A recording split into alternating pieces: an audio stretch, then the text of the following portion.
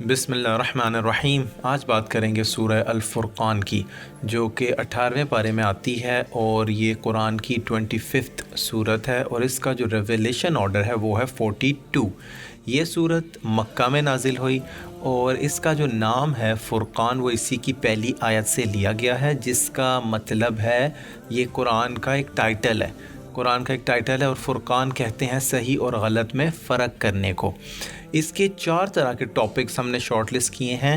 Number 1 قرآن اور جو منکرین تھے ان کے اعتراضات۔ نمبر 2 اللہ پاک کی 4 صفات اور توحید کے دلائل۔ نمبر 3 رسالت اور اس پر اعتراضات، اور نمبر 4 عباد الرحمن، رحمان کے بندے۔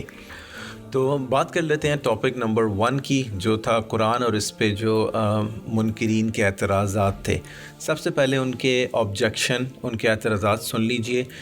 وہ یہ کہتے تھے کہ حضور صلی اللہ علیہ وسلم جو ہے انہوں نے یہ کتاب، یہ قرآن اپنی طرف سے بنا لیا ہے اور اپنے جو ارد گرد کے لوگ ہیں ان کی مدد لے کے، ان کا جو اشارہ تھا وہ یہود اور ان کی طرف تھا۔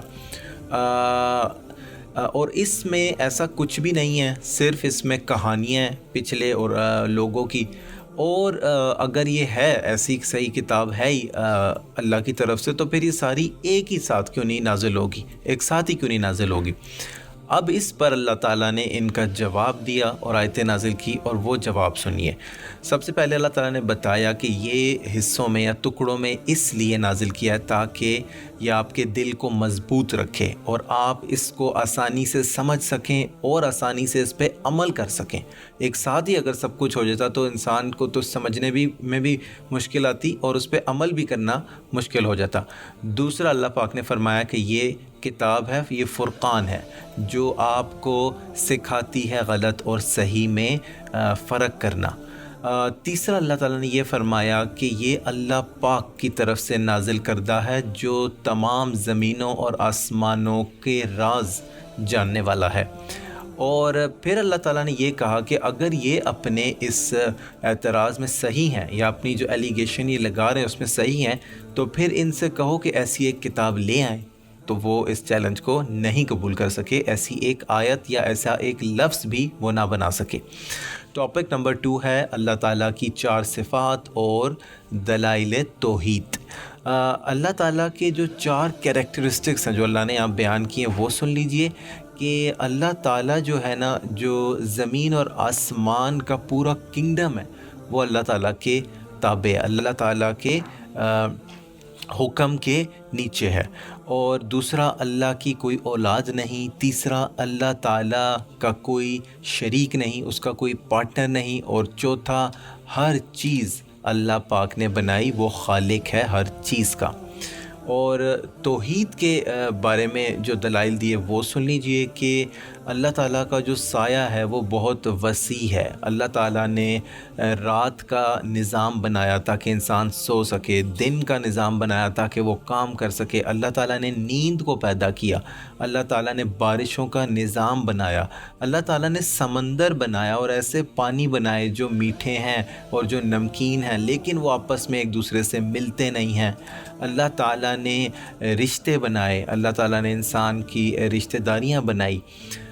تو یہ تو ہو گیا ٹاپک نمبر 2۔ ٹاپک نمبر 3 ہے رسالت اور اس پہ جو اعتراض وہ کرتے تھے، وہ اس کے بارے میں سن لیجئے کہ جو حضور صلی اللہ علیہ وسلم تھے نا، وہ آئے ہیں پورے جہان کے لیے، ٹھیک ہے، سب لوگوں کے لیے آئے، وہ عالمین کے لیے رحمت بن کے نازل ہوئے ہیں۔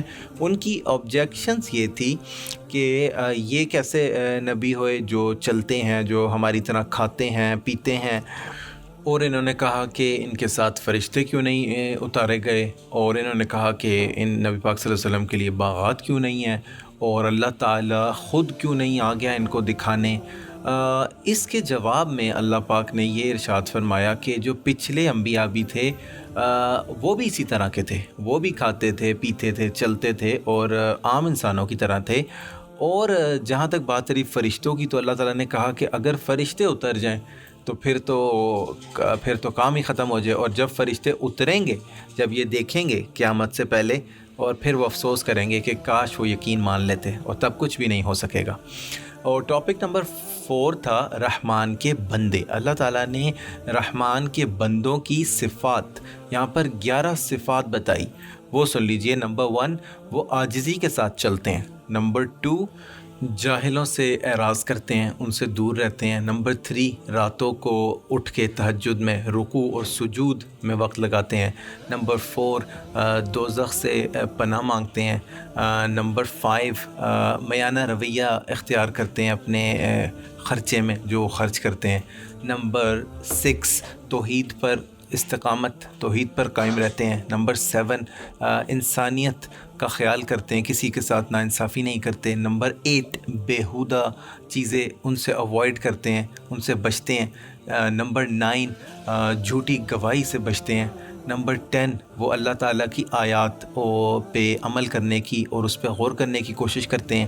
اور نمبر 11 وہ اللہ تعالیٰ سے نیک اولاد اور نیک لوگوں کی کمپنی مانگتے ہیں. اللہ پاک ہمیں عمل کرنے کی توفیق عطا فرمائے. آمین.